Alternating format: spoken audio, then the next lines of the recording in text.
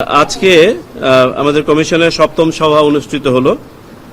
এই সভায় আমাদের আলোচ্য সূচিতে ছিল রাজনৈতিক দল এবং প্রার্থীর আচরণ বিধিমালা চূড়ান্তকরণ, যেটা রাজনৈতিক দল ও প্রার্থীর আচরণ বিধিমালা 2025 হিসাবে পরিগণিত হবে। এবং আরেকটি বিষয় ছিল জাতীয় সংসদে সংসদীয় আসনের সীমানা নির্ধারণ সংক্রান্ত আলোচনা। আমরা প্রথম এজেন্ডাটা সম্পন্ন করতে পেরেছি সময়ের অভাবে, এবং আমাদের জিআইএস এর কিছু উপাত্ত এখনো বাকি আছে বিধায় সংসদীয় আসনের সীমানা নির্ধারণী বিষয়ক আলোচনাটা আজকে আর আমরা এগিয়ে নিয়ে নেই। আমরা আশা করছি আগামী সপ্তাহে শেষ নাগাদ সংসদীয় আসনের এটা সম্পন্ন হবে। তো আজকের মূল আলোচনাটা হয়েছে রাজনৈতিক দল এবং প্রার্থীর আচরণবিধি সংক্রান্ত। আপনারা প্রশ্ন, আমি জানি এটা কি হয়েছে, উল্লেখযোগ্য জানতে চাইবেন। আমি বলতে পারি যে এখানে উল্লেখযোগ্য যে বিষয়গুলো এসছে নতুনভাবে, প্রথমত হচ্ছে গুরুতর অপরাধের ক্ষেত্রে আরপিওর ধারা 91 যেটা আছে প্রার্থিতা বাতিল করার, এটা ইতোপূর্বে আচরণবিধিতে ছিল না, সন্নিবেশিত ছিল না, এটাকে সন্নিবেশ করা হচ্ছে। দ্বিতীয়ত হচ্ছে বিল বোর্ডের ব্যবহার অতীতে ছিল না, এটাকে ইন করা হচ্ছে। পোস্টার ব্যবহার বাদ করার ব্যাপারে যেটা একটা সংস্কার কমিশনেরও একটা প্রস্তাব ছিল, আমরাও একমত হয়েছি, আমরা পোস্টার ব্যবহার বাদ দেওয়ার ব্যাপারে সম্মত হয়েছি। ব্যানার, ফেস্টুন, প্রতিদ্বন্দ্বী প্রার্থী ইত্যাদিগুলোকে নতুনভাবে সংজ্ঞায়িত করা হয়েছে। সরকারি সুবিধাভোগী অতি গুরুত্বপূর্ণ ব্যক্তি হিসেবে যারা বিবেচিত হন সেখানে উপদেষ্টা মণ্ডলীর সদস্যদেরকেও যোগ করা হয়েছে। বিভিন্ন সরকারি ফ্যাসিলিটির ব্যবহার, যেমন সার্কিট হাউস, ডাক বাংলো, রেস্ট হাউস, এটার উপরে কিছু বিধিনিষেধ দেওয়া হয়েছে। আমাদের পরিবেশ বিষয়ে বিশেষভাবে আলোচনা করা হয়েছে যে প্রচারণায় পরিবেশ বান্ধব সামগ্রীর ব্যবহারের ব্যাপারে জোর দেওয়া হয়েছে। ভোটার স্লিপ ইন্ট্রোডিউস করার ব্যাপারে একটি সিদ্ধান্ত হয়েছে। টি শার্ট, জ্যাকেট ইত্যাদির ব্যাপারে যে অতীতে ছিল, বিধিনিষেধ ছিল, এটার ব্যাপারে একটু শিথিল মনোভাব পোষণ করা হয়েছে। আর্মসের যে সংজ্ঞা ছিল সেই সংজ্ঞার মধ্যে, অর্থাৎ অস্ত্র এর সংজ্ঞার মধ্যে দেশীয় অস্ত্র শামিল করা হয়েছে। সোশ্যাল মিডিয়ার উপরে বিশদভাবে করা হয়েছে, আলোকপাত করা হয়েছে। সোশ্যাল মিডিয়াকে ডিফাইন করা হয়েছে, সোশ্যাল মিডিয়ার ভিতরে dos and don'ts K define করা হয়েছে। শব্দের ব্যবহারে আমরা আগে যেমন শব্দের মাত্রার উপরে কোনো ছিল না, সেটাকে আন্তর্জাতিক যে মান আছে 60 ডেসিবল, সেটাকে ইনকর্পোরেট করা হয়েছে। প্রচারণা 3 সপ্তাহ থাকবে। শিক্ষা প্রতিষ্ঠানে যে সকল প্রার্থী সভাপতি বা সদস্য হিসেবে পরিচালনা পর্ষদে থাকবেন বা মনোনীত হয়েছেন, সিদ্ধান্ত হয়েছে যে তাদেরকে এই প্রার্থিতা চূড়ান্ত হওয়ার পরে সেখান থেকে পদত্যাগ করতে হবে।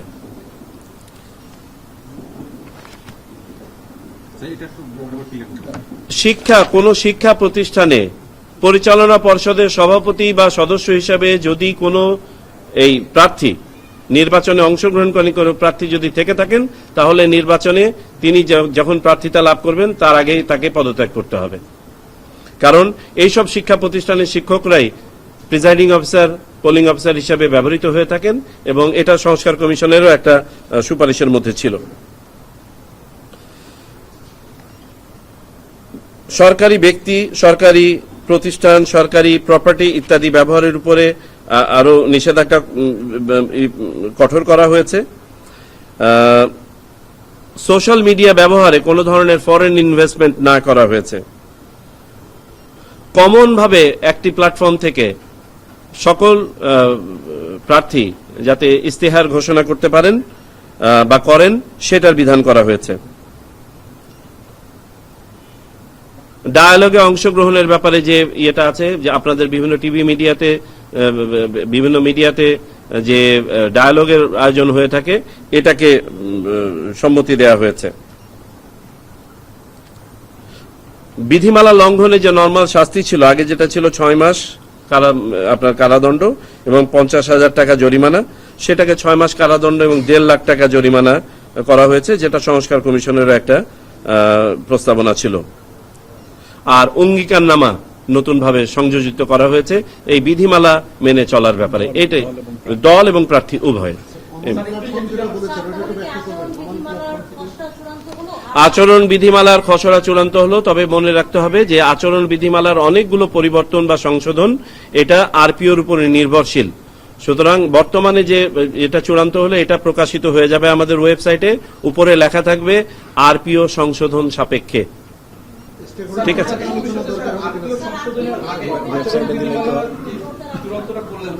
জি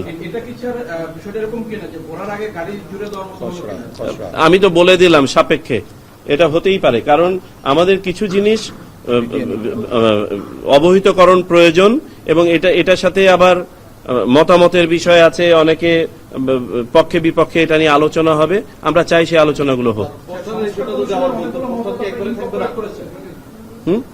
একজন একজন করে পোস্টার আমরা রাখছি না, জি ব্যানার আছে, ফেস্টুন আছে, বিলবোর্ড নতুন ভাবে অ্যাড হয়েছে, সোশ্যাল মিডিয়া আছে, লিফলেট আছে, হ্যান্ডবিল আছে, এগুলো সব আছে, শুধু পোস্টার নাই।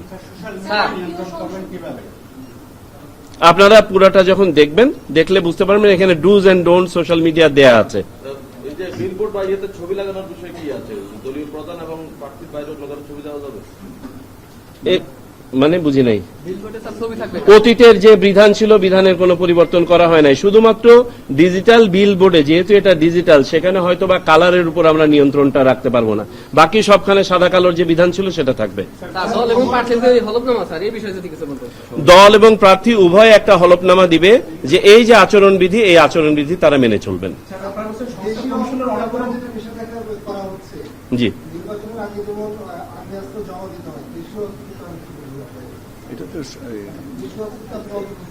আগ্নেয়াস্ত্র জমা দেওয়া, দেশীয় অস্ত্র জমা দেওয়া এক জিনিস নয়, ব্যবহার এক জিনিস আর জমা দেওয়া এক জিনিস। আগ্নেয়াস্ত্র হচ্ছে যেগুলো আপনার লাইসেন্স আছে, লাইসেন্সকৃত অস্ত্র, সেইগুলো আপনার জমা নেন। আর দেশীয় অস্ত্র একজন তো একটা আপনার ভোতা একটা দাও তো দেশীয় অস্ত্র হতে পারে, কিন্তু এটা তখনই অস্ত্রে রূপান্তরিত হয় যখন এটা নিয়ে আপনি কাউকে আপনি নির্বাচনে প্রভাব বিস্তার করতে চাচ্ছেন। বোঝা গেছে? কমন প্ল্যাটফর্ম বলতে আমাদের যে রিটার্নিং অফিসাররা আছে তারা স্ব আপনার যে আসন আছে সেই আসনে সব কজন প্রতিদ্বন্দ্বী প্রার্থীকে নিয়ে একটি প্ল্যাটফর্ম থেকে একদিনে তাদের ইস্তেহার বা ঘোষণাপত্রগুলো পাঠ করার ব্যবস্থা করবেন সকল আসনে। জি জি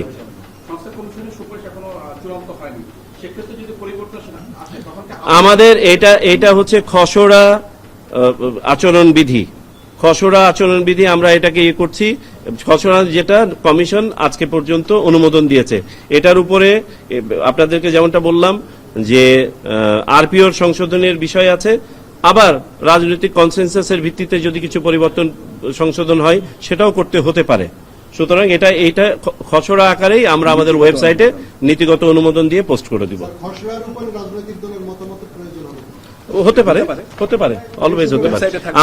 আমরা তো ডিসকাশন তো একটা চলমান প্রক্রিয়া, এমনও হতে পারে যে আপনার বিভিন্ন স্টেক হোল্ডার সাথে আলোচনা করার পর করতে গেলে পারে নতুন নতুন উপাত্ত আসতে পারে। তো ধন্যবাদ সবাইকে। আমরা তো সব দিয়ে দিচ্ছি, তো সব দিয়ে দিচ্ছি। জি বিধি লঙ্ঘন করলে আগেও এই বিধান ছিল, আরপিওর 91 প্রার্থিতা বাতিল করার বিধান আছে যদি আপনার গুরুতর অপরাধ কেউ করেন। এই গুরুতর অপরাধের আপনারা যদি সংজ্ঞাটা আরপিওর 12 নম্বর ধারায় দেখেন, ওখানে বিস্তারিতভাবে দেয়া আছে কোন কোন আপনার কারণে প্রার্থিতা বাতিল হয়।